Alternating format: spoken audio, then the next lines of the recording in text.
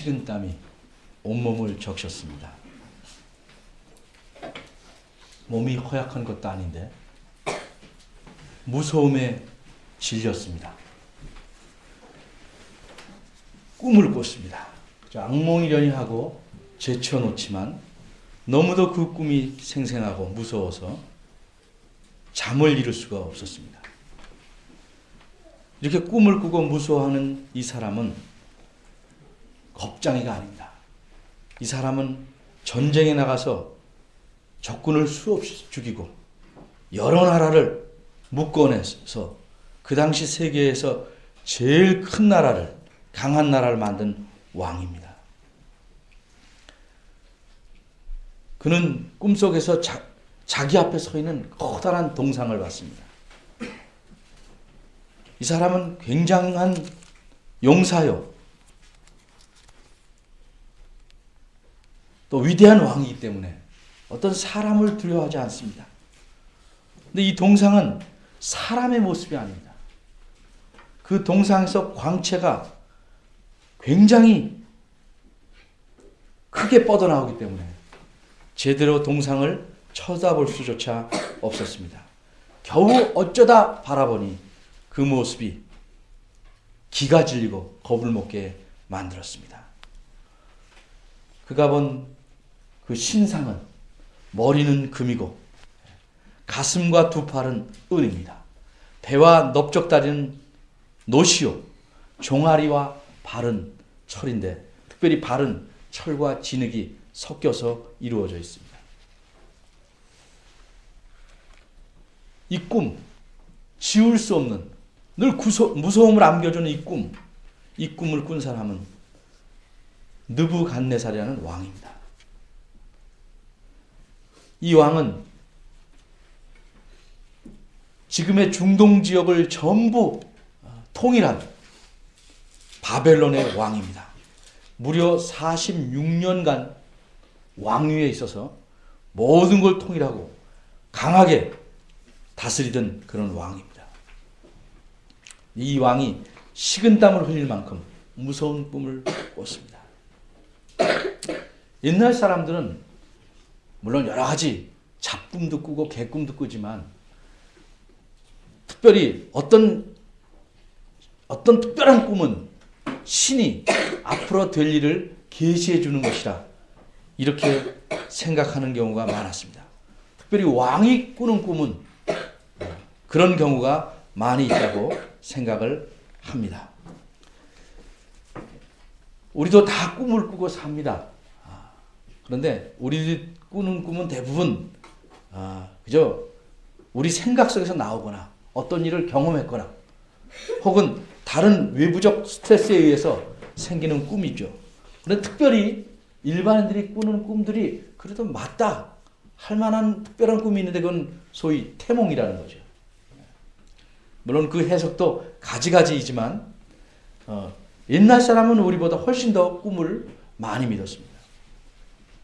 이 꿈의 내용이, 이 무서운 꿈의 내용이 무엇인지 왕은 알고 있었습니다. 지금도 마찬가지지만 왕 옆에는 왕의 모든 통치와 계획과 모든 것을 도와주는 그런 아주 지혜로운 사람들, 이른바 박사에 해당하는 사람들이 많이 있었습니다. 그래서 왕은 도저히 잠을 이룰 수 없어서 박사들을 부릅니다. 이 박사들을 여러 종류의 박사들이 있는데 특별히 2절에 보면 박수, 술객, 점장이, 갈대아 술사 이렇게 4종류의 박사들이 있습니다. 무슨 공학 박사, 문학 박사 이렇게 하듯이 그런 종류의 박수는 이렇게 치는 박수가 아니고 마술사입니다. 그런데 요새 마술하는 모자를 착 하면 비둘기가 날아가는 우리는 알지 못하지만 그렇게 못하죠. 그게 어떻게 기가 막힌 빠른 놀림이나 장치로 속이는 것이다. 우리 잘 알고 있지만 옛날의 마술사, 박수, 이 왕 앞에서 돕는 사람은 진짜 마술사입니다. 진짜 영적인 세계, 우리식으로 말하면 귀신의 세계에 들어가서 그 귀신의 힘으로 무엇인가 하는 사람들입니다. 술객이라는 것도 주문을 위해서 이렇게 내려면 손을 멈추게 한다든가 또 애굽 같은 경우에는 모세의 지팡이가 뱀이 되니까 덩달아 뱀이 되게 만드는 그런 그 마술사들, 술객들 있습니다. 점장이라는 것은 그냥 점을 놓는 게 아니고 이렇게 살 같은 걸 꽂아서 던지면 이것을 보고 나라의 좋은 것과 나쁜 것, 기륭을 이렇게 점쳐보는 그런 사람들입니다. 이 사람들이 다 무식한 사람이 아니고 쭉 해온 모든 학문을 연구해서 그런 걸 체득하고 거기다가 신의 경지로 넘나들 수 있는 그런 사람들입니다. 여기 또 갈대아 술사라는 건 이른바 점성가입니다. 별의 움직임을 보고 나라의 운명이나 앞일을 예상하는 사람들입니다. 그러니까 여기 불려온 박사들은 신의 세계를 접촉하고 혹은 자연현상을 정확히 판단해서 나라의 앞날을 해석해내는 그런 사람들을 불러왔습니다. 그러니까 당연히 왕은 이 사람들이 자기의 꿈을 잘 해석해 줄 것이라고 생각했습니다. 왕이 말합니다. 내 꿈을 알고자 하니 이 꿈에 대해서 말해라. 해석하라. 그랬더니 그 중에 점성가들이 아람 방언으로, 그 당시 공식적인 용어가 아람 방언입니다. 아람 말이라는 건 히브리 말하고 달라요. 그래서 히브리 성경이 거의 다 히브리어로 써 있는데 구약이 요 2장 4절부터 7장 28절까지 약 5장은 모두 아람어로 쓰여 있습니다. 아람어. 좀 말이 다릅니다. 아람어로 왕에게 말합니다. 우리가 꿈을 해석하려면 그 꿈의 내용을 우리가 주셔야 그걸 가지고 분석하지 않습니다. 아무리 컴퓨터가 똑똑해도 거기다 자료를 넣지 않으면 분석해내지 못하죠. 컴퓨터가 스스로 자료를 막 만드는 게 아니고 사람이 입력을 해야 그걸 신속하게 하는 것이죠. 그러니까 이런 박사들은 꿈 얘기를 하셔야 우리가 그것을 보고 풀겠습니다. 이렇게 말합니다. 왕은 말합니다. 니네들이 박사라면서 내 꿈이 뭔지를 맞히고 그 다음에 풀어. 니네들이 계속 꿈을 말하라고 그러고 안 하는 것은 못 푸니까 시간을 벌고 혹시 내 마음이 누그러지면 어떻게 슬쩍 넘어갈까 하는 것 아니에요. 정말 너희들이 신의 세계를 접촉하고 모든 걸 다 해석할 수 있는 사람이라면 내 꿈이 무엇인지 말하고 내가 본 꿈이 무엇인지 말하고 그리고 그 꿈을 해석해내라. 그랬더니 이 박사들 신하들도 너무 어이가 없어요. 자꾸 말해도 왕은 이렇게 말하니까 참 답답하기 이럴 데 없습니다. 왕이 말합니다. 너희가 내 꿈을 말하고 해석을 알게 하지 않으면 너희를 모두 다 죽여버리겠다. 니네 집도 다 거름토로 만들겠다.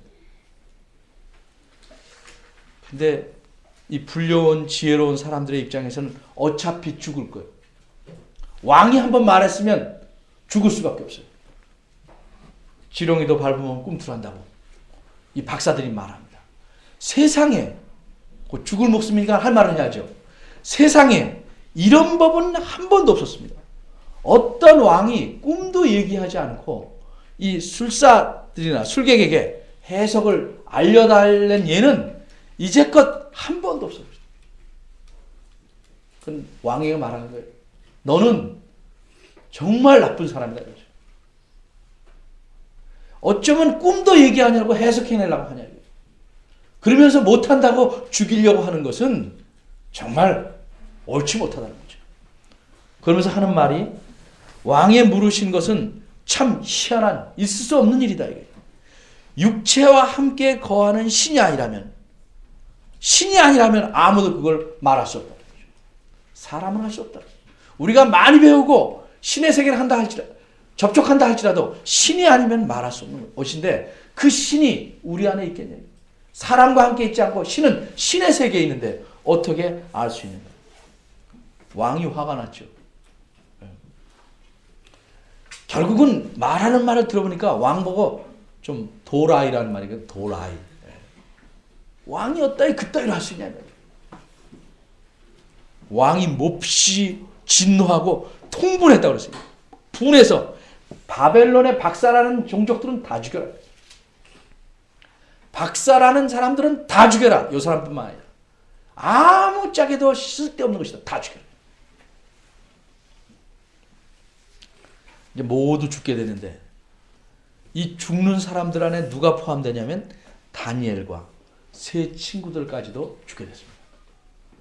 다니엘과 세 친구들은 이 일이 일어나기 한 3년 전쯤에 포로로 잡혀왔습니다. 근데 똑똑한 사람들이라 이 사람들에게 많은 바벨론의 학문을 가르쳐서 왕이 써먹으려고 했습니다. 그러니까 이 사람들은 박사 수업을 받고 있는 사람들입니다. 박사가 필요 없으니까 수업을 받고 박사가 되려는 사람들 다 죽여버려요. 왕의 명령이 떨어지자마자 그 일을 맡은 왕의 시위 장관인 아리옥이라는 사람이 죽이러 갑니다. 급히 안면이 있으니까 묻습니다. 장관님, 어떻게 해서 이렇게 빨리 급하게 가십니까? 무슨 일입니까? 다 설명합니다. 그러니까 다니엘이 말합니다. 조금 시간을 좀 주십시오. 내가 그 해석을 알려드리겠습니다. 이 장관이 봐도 왕의 명령이 너무 급하고 모든 사람 다 죽인다고 해석을 알게 되는 것도 아닌데 자기 신하들을 그렇게 다 한꺼번에 많이 배운 사람들, 쓸모있는 사람 다 죽이는 것이 그게 바람직한 일은 아니죠. 어쨌든 다니엘이 푼다고 그러니까 시간을 좀 줬습니다.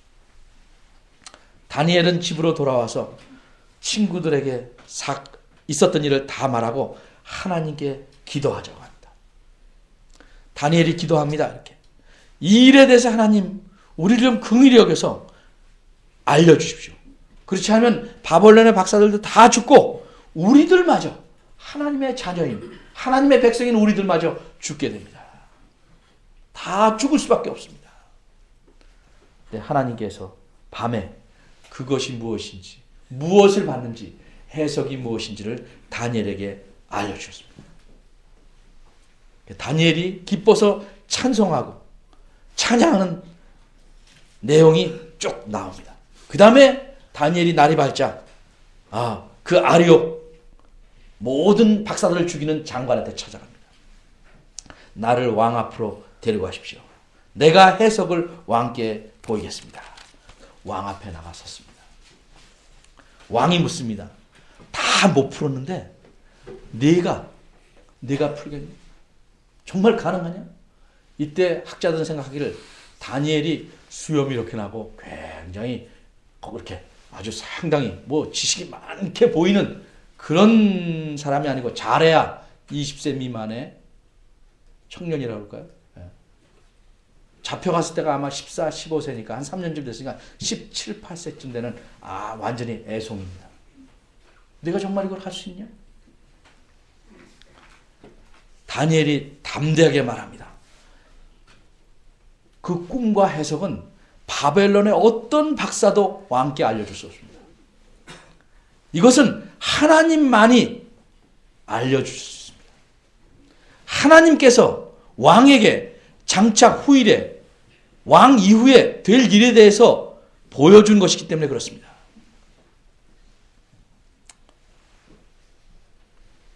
그리고 놀라운 것은 어쩌다가 그런 꿈을 꿨는지까지 말합니다. 왕이 침대에 들어가서 자려고 하는데 걱정이 많아요. 왕이니까. 이 내 나라가 어떻게 될까? 이제 겨우 튼튼하게 서가려고 하는 초창기인데 지금 제 3년째 통치하는 제 3년째니까 앞으로 어떻게 통치할까? 그 뒤에는 어떻게 될까? 여러 가지를 깊이 고민하고 있는데 이런 꿈에서 이런 일들이 나타난 거니까.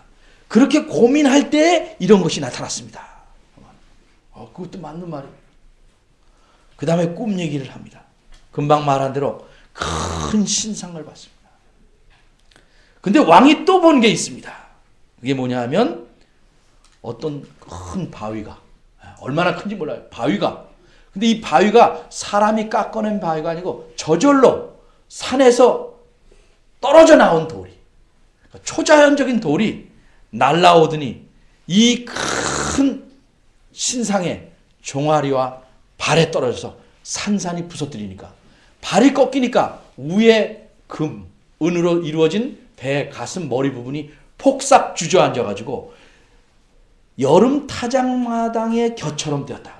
산산이 조각나고 그 우상을 쳐부신 바위는 돌은 큰 산으로 변해서 온 세상에 가득 찼습니다. 라고 말합니다. 이 꿈 얘기를 들으니까 자기가 본 꿈 그대로 잘 말합니다.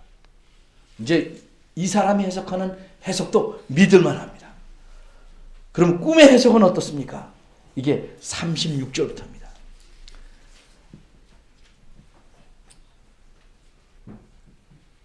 해석을 이렇게 합니다. 왕이요, 왕은 모든 나라의 왕이십니다. 근데 하나님께서 왕에게 나라와 권세와 능력과 영광을 주셨습니다. 그리고 뭐든지 다스리게 했습니다. 이 왕은 이 동상으로 말하면 금머리에 해당하는 겁니다. 근데 그 뒤에 은혜에 해당하는 건 왕이 죽고 난 뒤에 왕보다 못한 나라가, 왕보다 못한 자가 또 나라를 이루어갈 것입니다. 그 다음에 또 노수로 된 나라가 온 세상을 다스리게 될 것입니다. 넷째 나라는 강하기가 철 같지만 그 나라는 모든 걸 이기고 하지만 결국은 발이 철과 진흙으로 잘 안 뭉쳐지잖아요. 그렇게 돼서 화합을 못하고 무너지게 될 것입니다. 근데 하나님께서 한 나라를 세울 겁니다. 이 쭉 이어가는 왕을 이어가는 큰 제국들을 부시고 하나님께서 한 나라를 세우는데 그 나라는 영원히 망하지 않을 나라입니다. 그 하나님의 나라가 온 세계에 꽉 차서 영원히 이어갈 것입니다. 결국 왕이 본 신상이라는 것은 세상 나라가 하나님 나라가 세워질 때까지 계속 되지만 결국 무너지고 하나님 나라가 세워질 것을 본 것입니다. 하나님께서 장래일을 보여준 것입니다. 이 신상이 얼마나 큰지 말하고 있지는 않지만 3장 1절에 가면 이 왕이 금으로 신상을 만들어. 학자들은 이 자기가 본 신상을 아마 봇가서 만들지 않았나 생각해요. 근데 두라라는 평지에 세운 이 신상이 길이가 60규빗, 30m. 폭은 6규빗, 3m. 그러니까 우리 교회가 이게 여기서부터 꼭대기까지가 약 8m, 10m가 안 되거든요. 그러니까 이거의 3배가 되는 신상을 세워요. 이런 신상을 세울 생각이 어디서 왔겠는가? 아마 꿈에서 본 그 동상이 아니겠는가? 똑같진 않지만 거기서 아이디어를 따다가 세우지 않았는가? 이렇게 이제 생각하는 학자들이 있어요. 어쨌든 엄청나게 큰 동상, 신을 묘사한 동상이 광채가 특심하고 무서운데 그것이 금, 은, 놋, 철, 진흙과 섞인 철로 발가락으로 이루어졌는데 이것을 돌이 와서 쳐서 가루로 만들고 온 세상은 이 돌이 큰 산이 되어 온 세상을 가득 채웠다 하는 내용으로 설명하고 이것이 무엇인지를 해석해 주었습니다. 자, 이 이야기 왜 이런 것이 성경에 쓰여 있을까? 오늘날 우리도 꿈꾸면 그렇게 해석해야 되나? 여러분은 왕이 아닙니다. 그렇게 해석할 수 없어요. 우선 느부갓네살에게 왜 하나님께서 이런 놀라운 일을 꿈속에서 보게 하셨는가? 29절 30절 보면 왕이여 왕이 침상에 나아가서 장래일을 생각하실 때 은밀한 것을 나타내신 이가 장래일을 왕에게 알게 하셨어.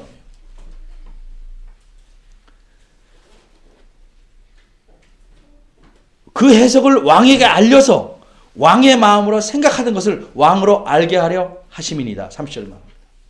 이 왕이 앞으로 어떻게 될 것인가? 바꿔 말하면 이 세상의 역사를 고민하는 거죠. 자기 나라 이후에 되어질 일을. 그것을 하나님께서 어떻게 될 것이냐 보여줬다는 거예요. 왜? 하나님이 역사를 이끌어 가시는 분이니까 네가 죽은 뒤에는 이렇게 될 것이다. 어느 때까지? 하나님 나라가 영원히 설 때까지. 그러니까 세상 끝날까지 역사를 이렇게 압축해서 신상으로 보여준 것이죠. 느부갓네살은 장래일을 알게 해서 아마 그렇게 알아서 정말 이 세상을 다스리는 자가 내가 아니고 하나님이시구나 라고 생각하게 하고요. 그래서 이제 뒤에 전에 설교에서 안 하지만 뒤에 3장과 4장 보면 이 느부갓네살은 이 꿈을 보여주신 목적을 몰라요. 그리고 교만해집니다. 그래서 하나님의 벌을 받아서 수년 동안을 미친 사람이 됩니다.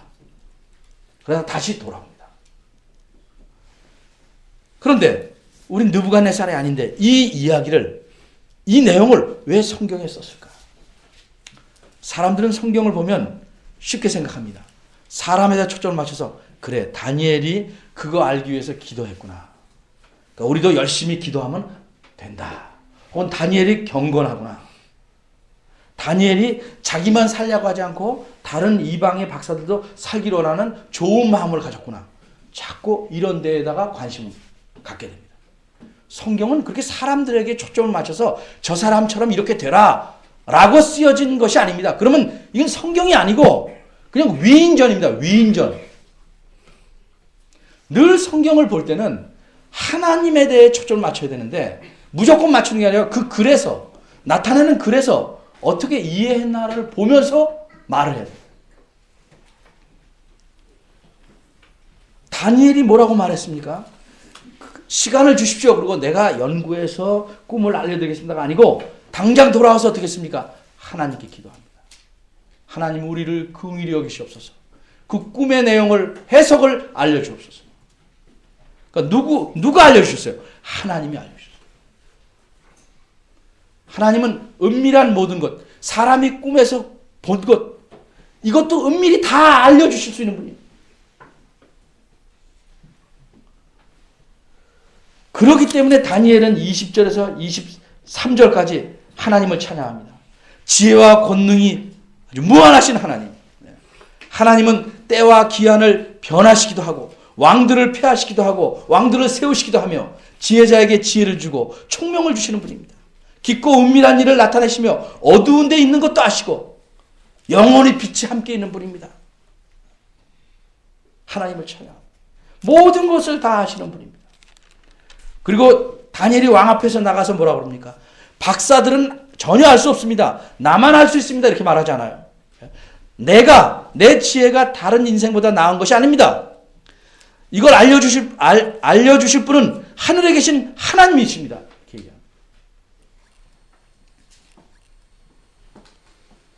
어떻게 하나님이 알려주실 수 있어요? 하나님이 점을 치는 것이 아니고 하나님이 세상 역사를 이렇게 이끌어갈 것이다를 미리 보여주시는 거예요.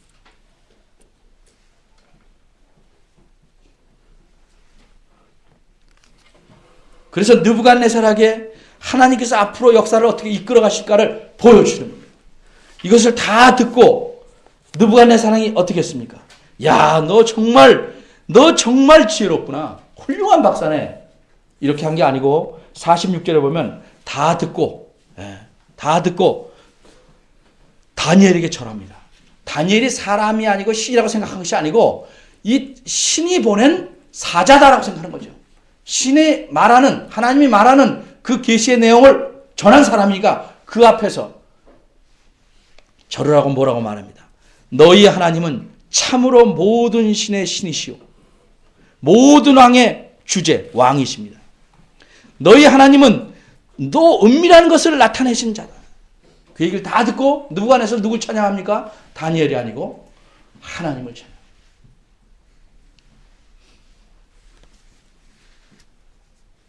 오늘 본문이 가르쳐주는 것은 왕에게 무엇을 가르쳐주려고 하셨는가? 그것을 우리가 알기를 원하는 것입니다. 하나님은 지혜와 권능이 무한하셔서 왕들을 세우고 왕들을 폐하기도 하시고 모든 것을 다 알고 모든 것을 다스리는 분입니다. 세상의 모든 역사를 손에 주시고 자기의 선한 뜻대로 이끌어 가시는 하나님이십니다.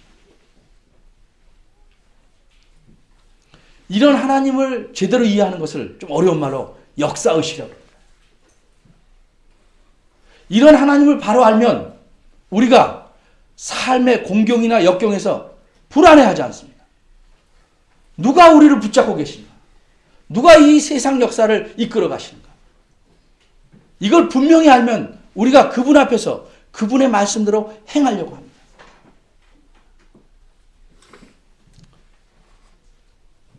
며칠 전에 여러분이 어떤 분은 원하는 분, 어떤 분의 경우에는 원하지 않는 분이 대통령으로 당선됐죠.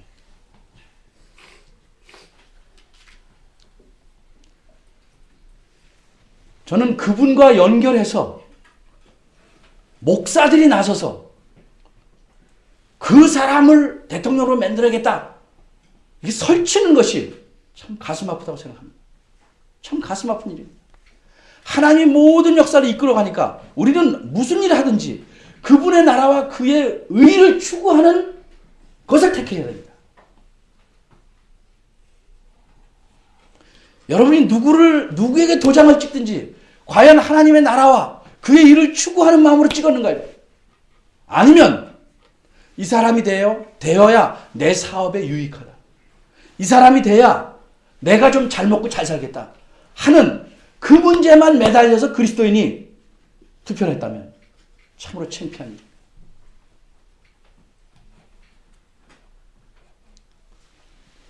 어젠가 그제 생각 있는 그리스도인들이 호소문을 냈습니다. 한국교회가 이렇게 썩을 수가 있냐는 거죠.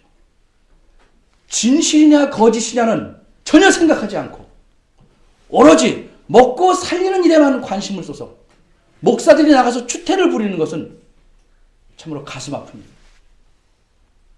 어떤 사람을 찍어라 마라 그건 여러분의 자유입니다. 다만 우리가 무엇을 가장 우선적으로 두고 생각할 것인가.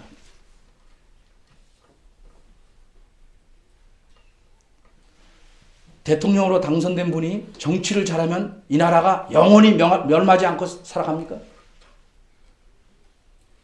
세상의 모든 역사는 또 내가 원하지 않는 사람이 되면 이 나라가 망합니까?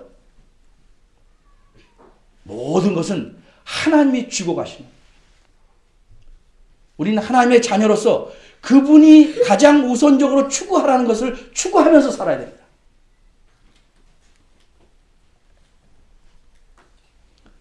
정말 자기가 결정을 내릴 수 있는 그 시점에 누구를 의지하냐가 드러나는 겁니다.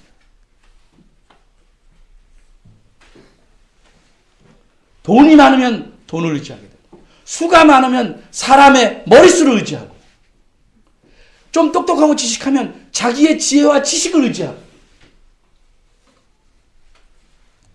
우리 사람은 태어나서 길게 살아야 100년이면 다 죄로 흙으로 돌아갑니다. 하나님이 영원 전부터 영원까지 계셔서 모든 역사를 자기의 선하신 뜻대로 이끌어 가십니다. 모든 것을 다 하시고 자기의 기쁘신 뜻대로 모든 역사를 이끌어 가신 하나님, 이 하나님, 내가 이런 하나님임을 느부갓네살에게 보여주신 겁니다. 그리고 이것을 성경에 기록해서 우리로 하여금 하나님이 어떤 분이신지를 알게 하는 것입니다.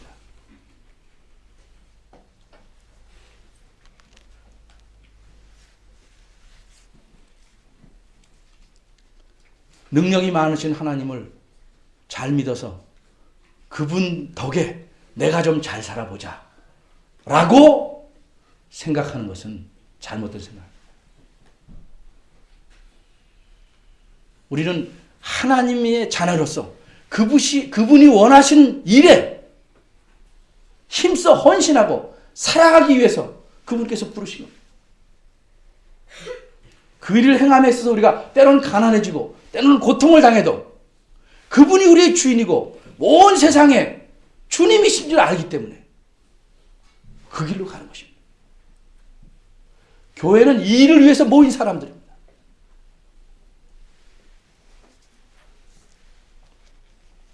여러분 마음속에 하나님께서 도대체 어떤 분으로 생각합니까? 이론적이 아니고 실제적으로 하나님이 어떤 분이라고 생각합니까? 그저 내 집안에 모셔놓은 조그만 가정을 지키는 수호 신전으로 생각합니다.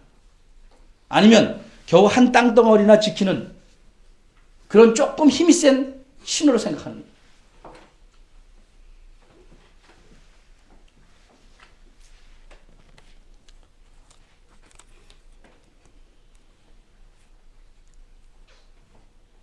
우리가 하나님을 믿는 자로서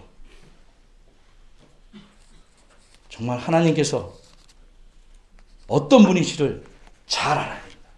세상은 망해도 하나님의 나라가 세워지고 그 세워진 나라는 예수님이 이 땅에 오심으로부터 자라나기 시작합니다. 우리는 그래서 이 나라 안에 들어와 있는 것입니다. 이 나라에 속한 사람들은 이 나라의 기준에 맞게 살아야 됩니다.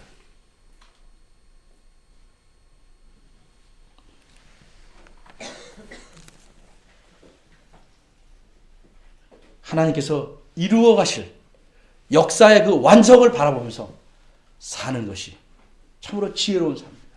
그것이 하나님을 의지하는 사람들이 살아가야 할 방향인 것입니다. 이런 하나님께서 우리의 주인이요 아버지 되심을 늘 기억하고 매 순간 살아가시기를 바랍니다. 기도하겠습니다.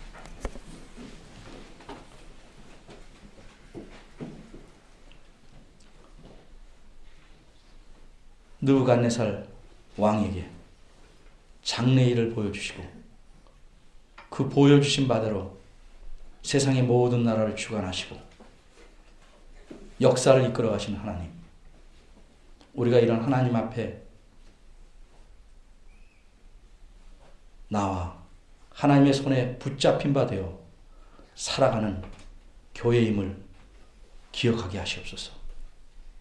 역경과 고난과 때로는 죽음이 우리에게 임한다 할지라도 하나님 나라를 바라보며 주님의 뜻을 쫓아가는데 온 힘을 다하는 저희들 되게 하시옵소서. 주의 말씀을 통해서 하나님의 크고 위대하심을 날마다 보게 하시고 이 하나님을 존중하며 순종하는 일에 힘쓰는 저희들 되게 하시옵소서. 예수님 이름으로 기도합니다. 아멘.